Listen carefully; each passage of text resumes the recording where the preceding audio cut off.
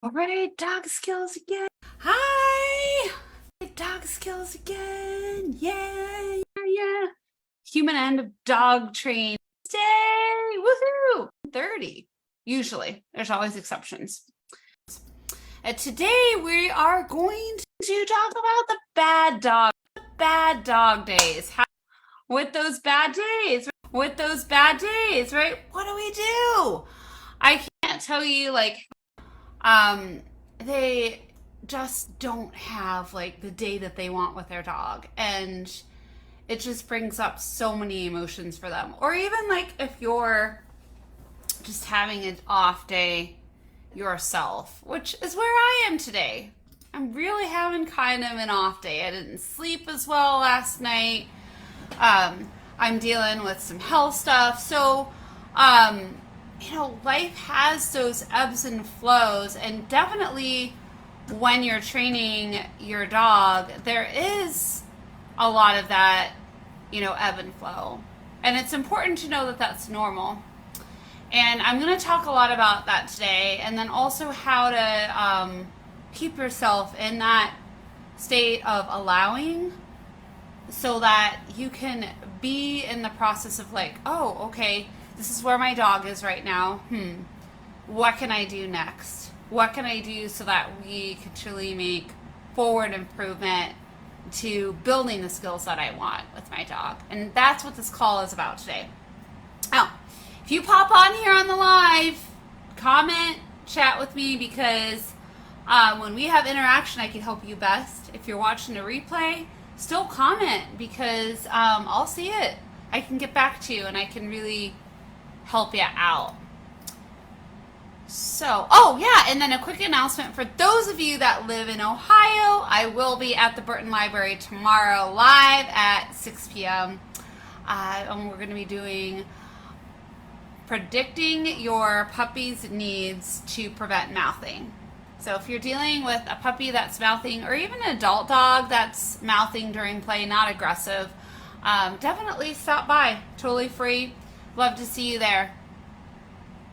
All right, so when we're training, a lot of times we think that the behavior that we're shifting is going to go like this, right? It's just going to have a straight upward improvement. But that's actually not reality. Usually it's going to look like this.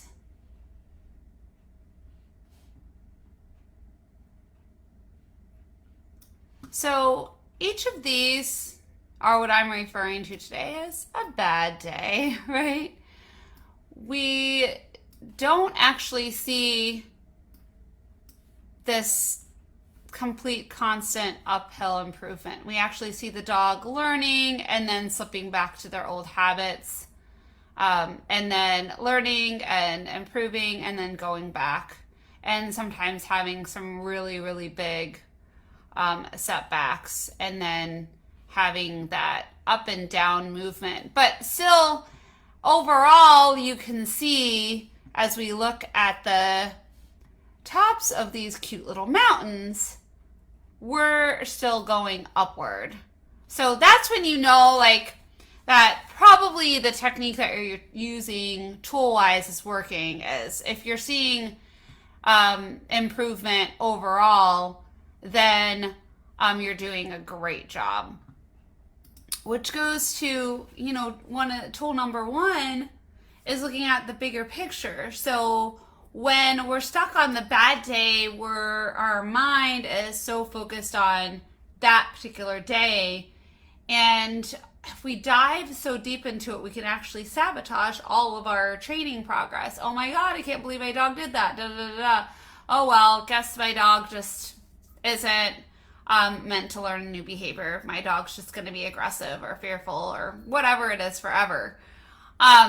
If you really buy into those thoughts, then they will become your reality, because your thoughts automatically affect your actions. And if you don't know that, continually follow me, because you cannot make improvement if your thoughts aren't in alignment with what you're wanting to create.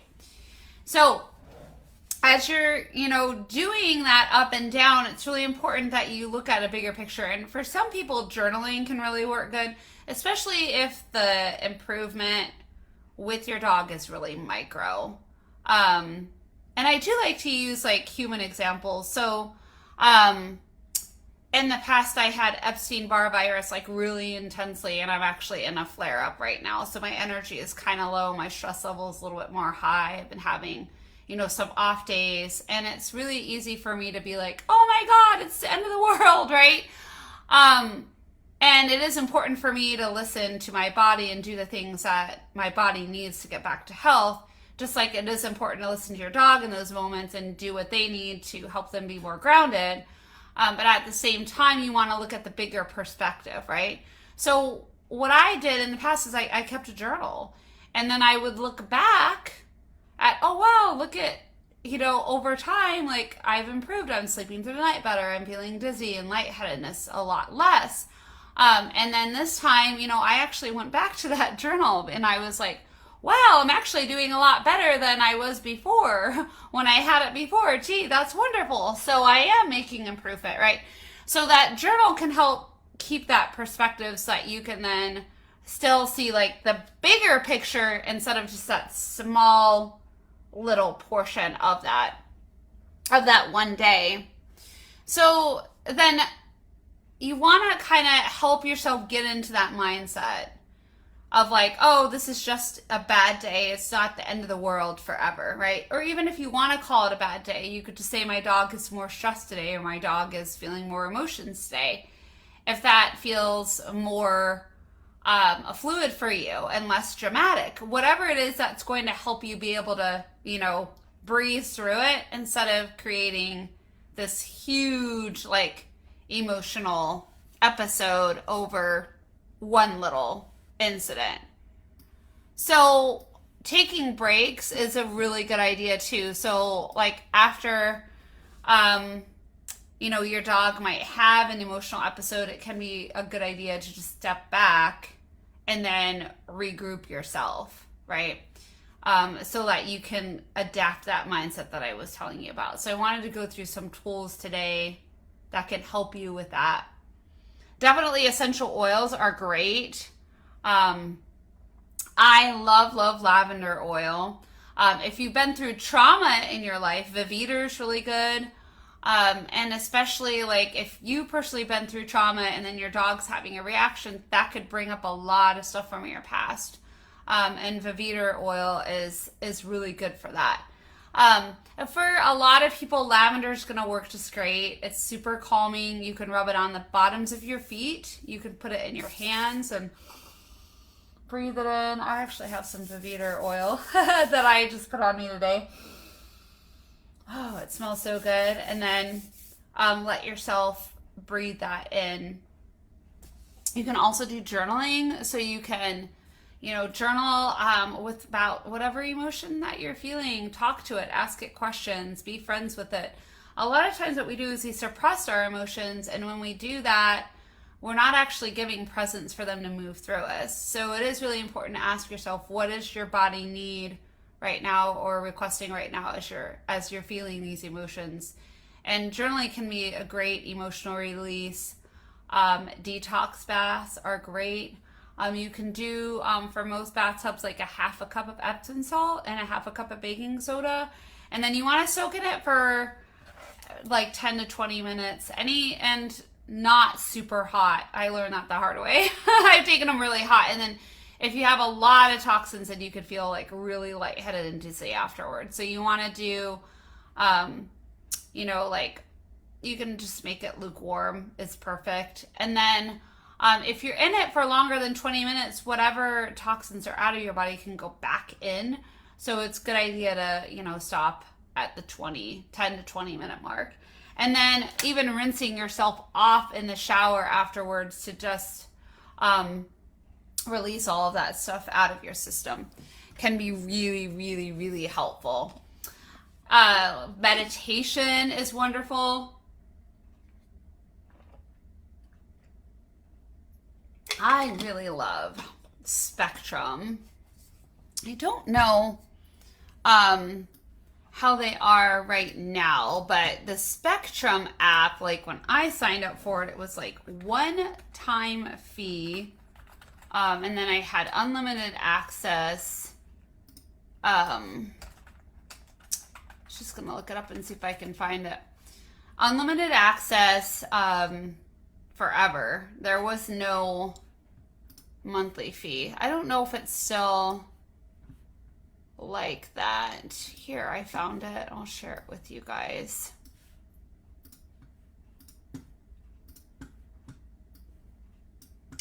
So, let's see what happens when it says join community. There's a lot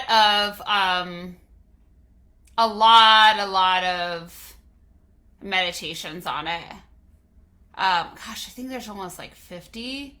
I really like it because I can pick the meditation that I need for that day, whether it's like loving myself or feeling my sadness or compassion or anger or balancing my chakras or just getting a good night's sleep.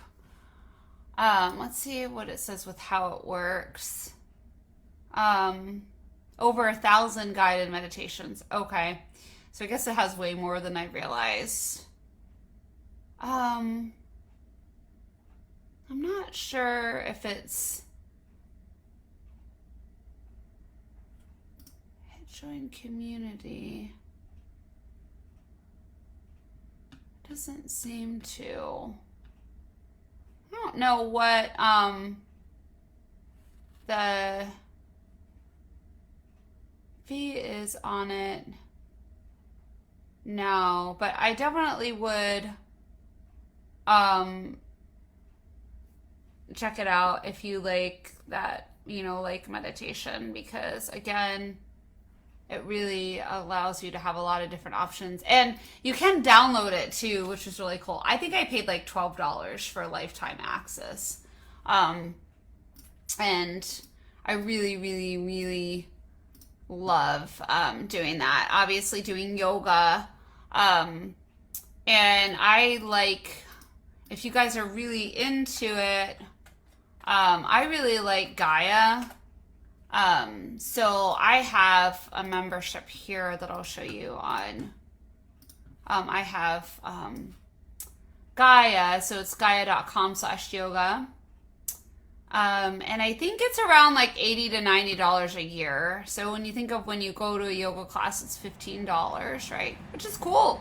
I do it. I want to go in person, and there's times where I've spent money and I felt pulled to do the in person, and I still do. Sometimes it can kind of be nice to just do one at home, and the thing that I like about this is I can literally figure out the style of yoga that I want to do, if there's a certain teacher I like, or the level. What's really nice is the duration. So if you only have 10 minutes, then you can literally do a 10-minute yoga practice.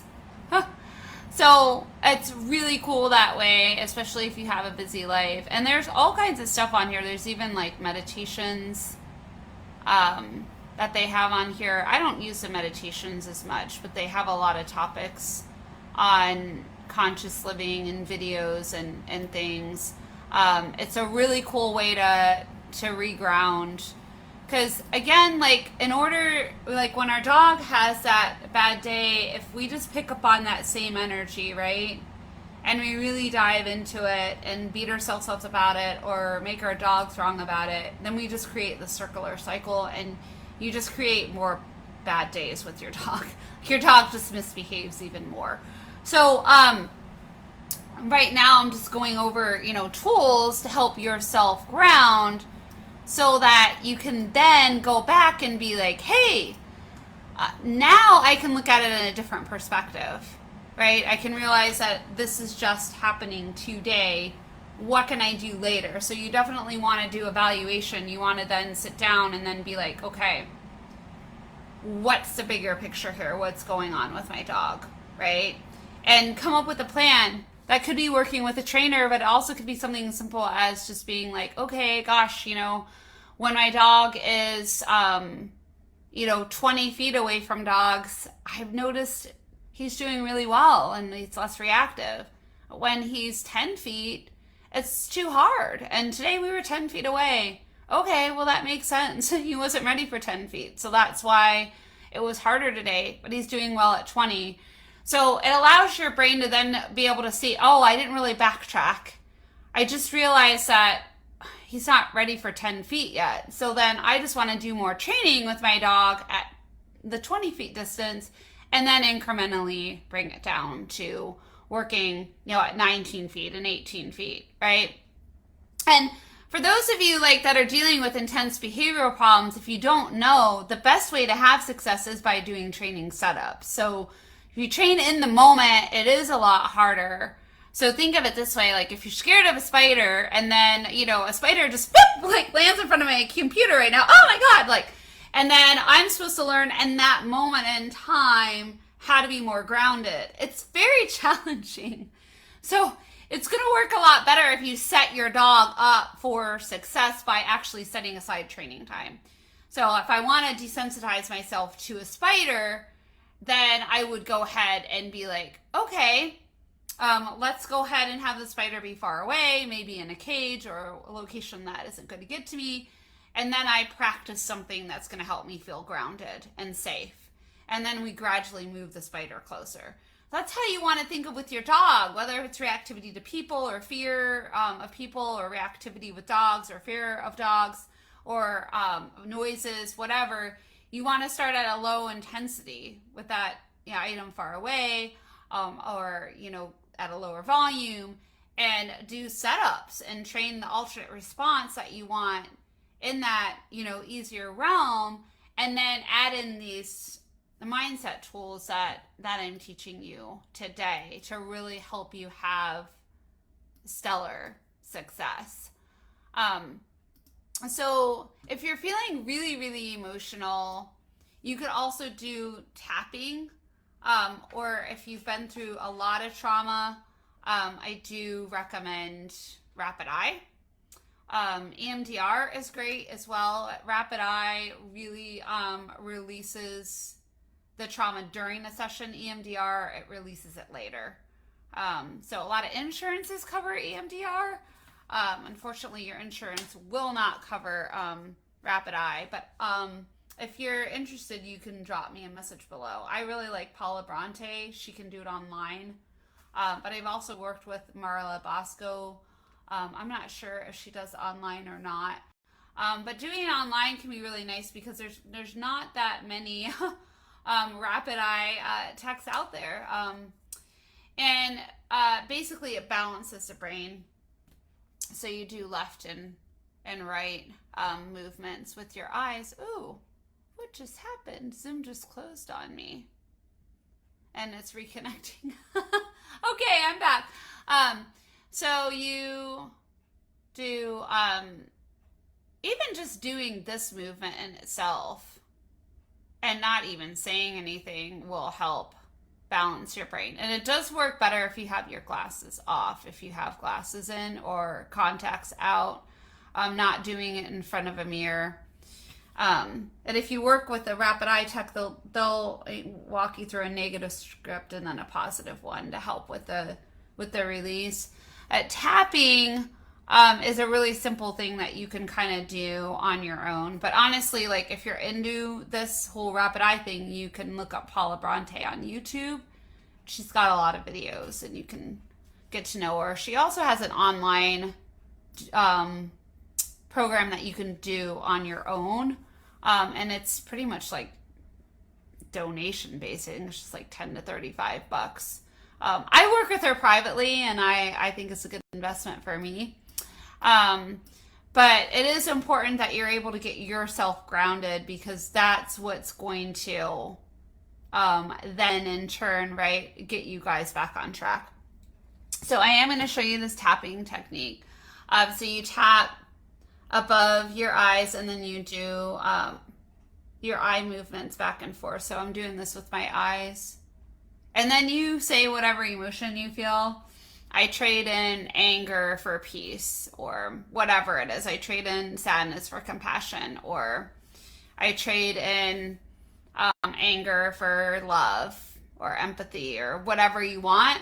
So I'll do an example for you. Or, like for me, guilt's a common one. So I'm going to do I trade in guilt for love. So I'm going to tap up here and look, I trade in guilt for love, I trade in guilt for love, I trade in guilt for love. So I did it 3 times up here, and then you do 3 times here. I trade in guilt for love, I trade in guilt for love, I trade in guilt for love, I trade in guilt for love. And then underneath your eyes, I trade in guilt for love, I trade in guilt for love, I trade in guilt for love, I trade in guilt for love. And then right here, I trade in guilt for love, I trade in guilt for love, I trade in guilt for love, I trade in guilt for love.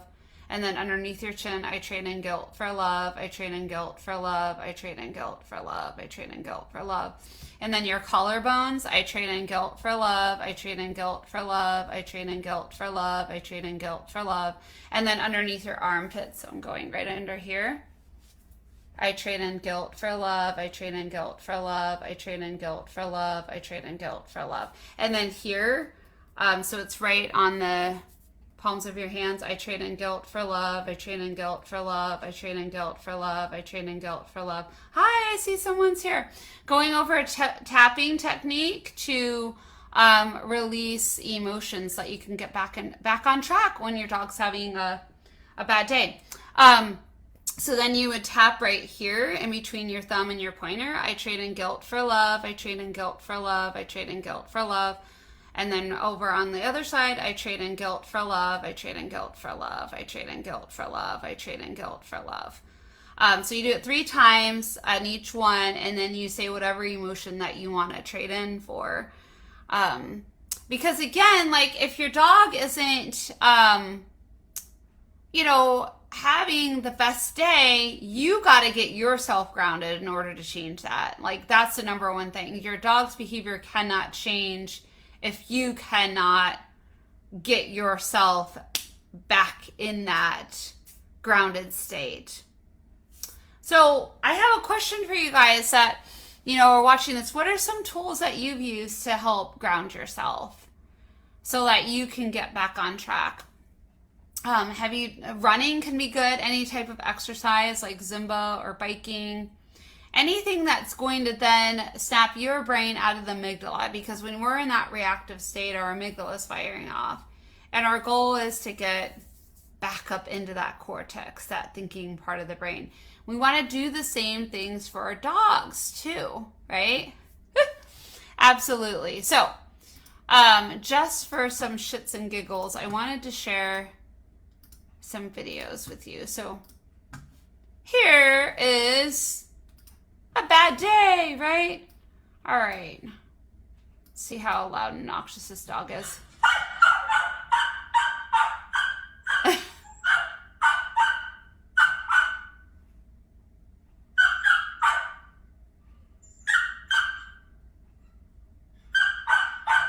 So what do most people do in a situation like this?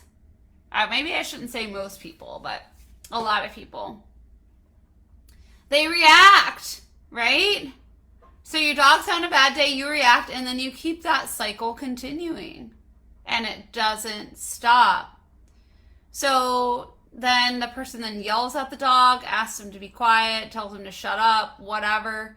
And then now you're just barking as much as the dog is, and you're going in a circular cycle. I actually just did that with my daughter yesterday when we were having a conflict.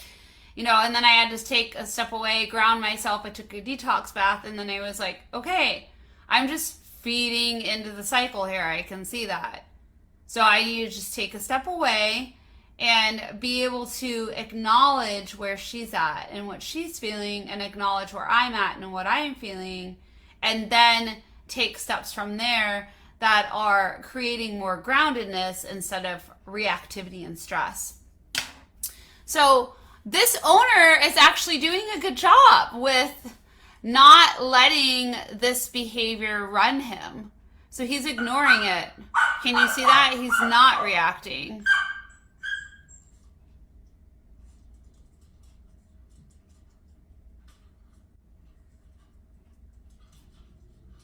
Right? So it's definitely helpful to understand that that's where we want to be, is to not, you know, get in that reactive state. Of course, you want to do, you know, training tools. And there we taught the dog to go to the bed and to reward the dog for lying down and being calm. And that ended up really making a big difference for them. So you probably don't want to just completely ignore it and do nothing. Unless you're not really wanting to change the behavior, which is okay too. So here's another dog. Let's make sure I shared the sound. I think I did. Yeah, I did. Okay. So, this owner who has been working, and I, you know, throughout this whole training session, the dog is, you know, doing well and then reacting, and then doing well and then reacting. I want you to look at this one from a different perspective now. So we've gone through ways to help you self-ground. Now look at what is the owner doing that's either helping the dog be successful or unintentionally encouraging the dog to react more. And just a little back note, this dog is reactive at people, wants to bark and lunge on the leash, and there is a person in the distance here, really far away, that they're working on getting this dog to being more calm. So I'm going to get my notebook out. I want you guys to comment and tell me what you're seeing that's telling you that this owner did something that was successful and helpful for the dog, or this owner did something that increased distress. So I'll give you some examples. Is the leash loose or tense?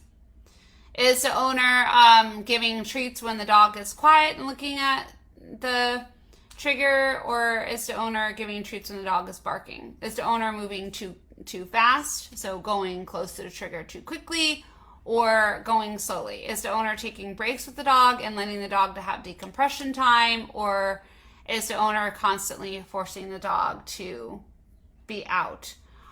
There's like a billion things that you can look at. So let's just see what you know. There is no right or wrong answers. This is just a learning for you.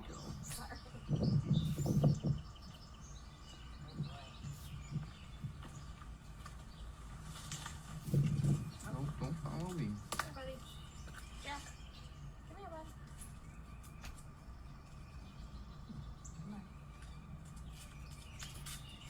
All right, so let's just start with that one. What did you guys see there? Because I feel like the dog wasn't reacting, so that one was good, right? So we saw treats being given when the dog is looking at the trigger, and then the owner's going to go take a break and go behind the car. Gee, isn't it nice if something is scary or causes, you know, a lot of emotions for you to be able to take a break from it instead of being like, okay, keep looking at it, keep looking at it, keep looking at it, keep looking at it, right? So those are two really positive things that she's done. So once you have a bad day and you reevaluate, and you want to make sure you're implementing these tools to maintain the behavior, to improve the behavior, to get the behavior to continually go to improvement, and then to be aware of the things that you did that might have fed into the response that you didn't want as well. So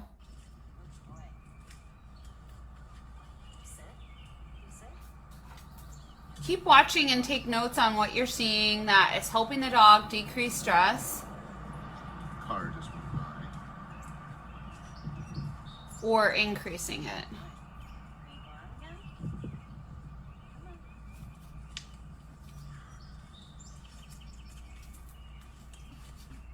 Okay, so back there behind the car, right? We had petting, commands were being given. Looks like those are things that are positive, that are going to decrease the dog's stress level and help them be in a more grounded state. So that was really cool. You know, they're showing the trigger. Hey.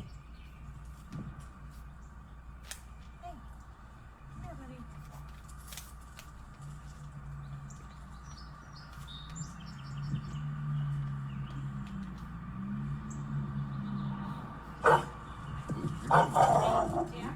You spotted her. Yeah, sit. Sit. Good boy. Okay, come on. Come on, buddy. Come on.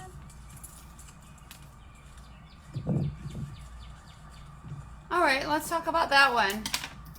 So,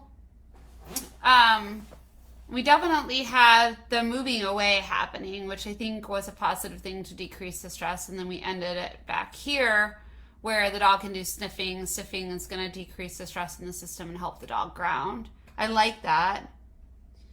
When we go back up to this whole situation where she first comes out here, I want you to notice her body language. So right here, we got tension on the leash. Notice how she pops the leash. Actually, I think we need to go back a little bit farther to maybe see that. It's nice and loose. Hey. She's shaking the leash and now she's pulling on the leash. Here, buddy. Right? So basically, she's going, hey, come and look at the scary thing. Come and look at the scary thing. Come on, let's look at the scary thing, right? Dog doesn't look at it, and then she points at it. Go look at it. Go look at the scariest spider. Look at it. Look at it. Look at it.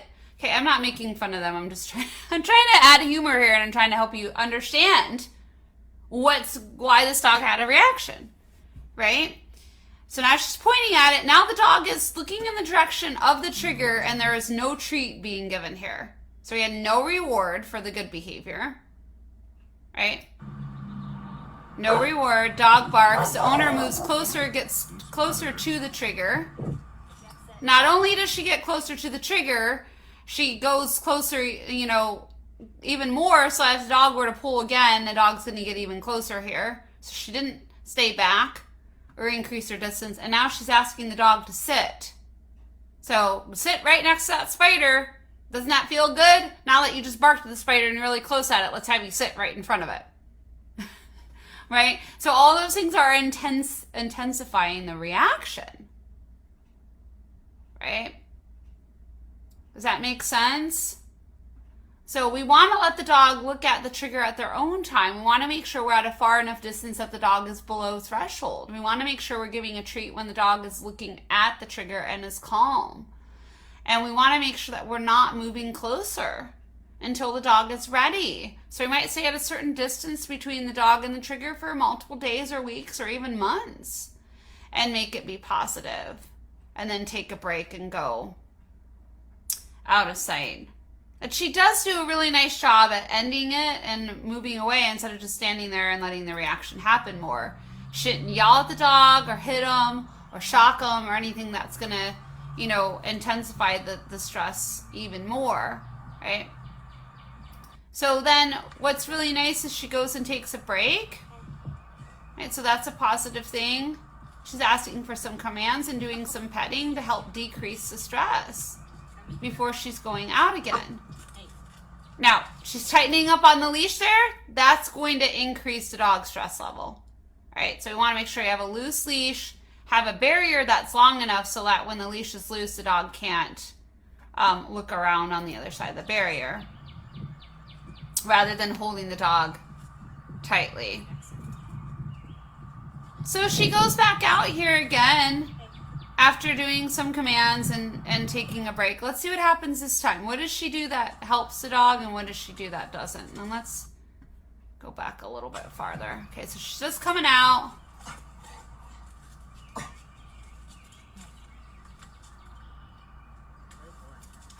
What are you seeing? Yeah, come here. Your attention span is not good. Come here. Come on. Nope. So the first positive thing I saw is she got out and she gave the dog a treat for looking at the trigger, right? And there was a little bit of huffing. It would have been better if the dog was more quiet and less stressed, but she didn't reward like a high intense barking. And I want you to notice one of the things that made it really hard is we have this huge distance in between the dog and the owner. Look how much space there is. So now the dog is paying attention to more to the environment than the owner. We don't want the leash to be taut and short, but I do recommend that maybe we hold the leash more closer to this knot, but we also want a J in the leash so it's loose, that there's not tension. Jack, come here. And then be ready to give that treat as soon as the dog looks out.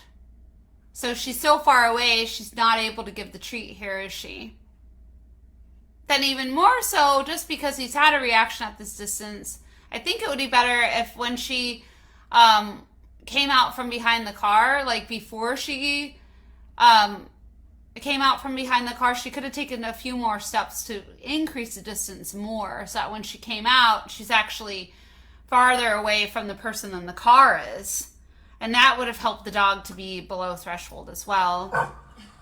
So now we have a whole bunch of barking again. Nope. Come on. And she does a good job again with taking that break and having the dog be having some of that decompression time. I will say the more they do this, the dog does start reacting less, even though they're not doing it perfectly. So that's pretty cool. Come here, buddy. Leave the leash. So now we got some, let's watch them here. She goes out. Now we did miss some treating here. So that's where the treat would happen when the dog looked at the trigger, right? And that's missed. And she gets it in there as fast as she can. Again, she's giving the treat when the dog looks at the trigger. And again, definitely helps the dog to then realize, oh, this person predicts food. She's missing quite a few times when the dog is looked out. So we would want to do better at giving more consistency with treats when the dog's looking out. We also want to do better with holding that leash a little bit, having the leash be a little shorter, so if the dog were to pull, they can't get that far ahead. And then it also would probably be a good idea to be farther back, gauging on the past on how triggering it was when the dog was this close before. And even without doing these things quickly, we still have improvement here, right? Well, probably not moving closer and staying here because the dog's body is already pretty stiff and stressed out would be helpful.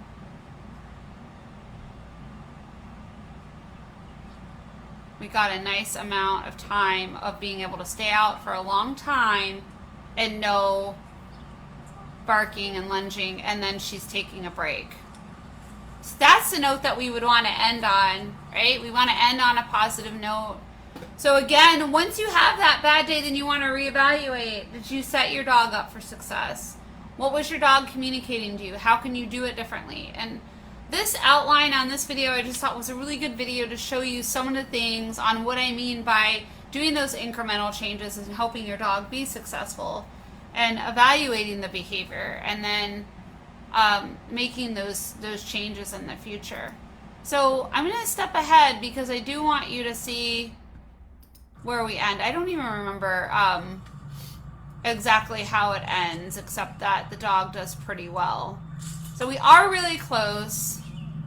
Again, I would recommend that we're farther back. We're still having a situation where we're dealing with that level of improvement. There's oblivious to her right now.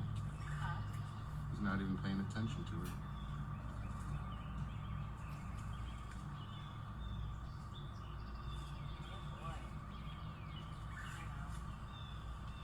So amazing.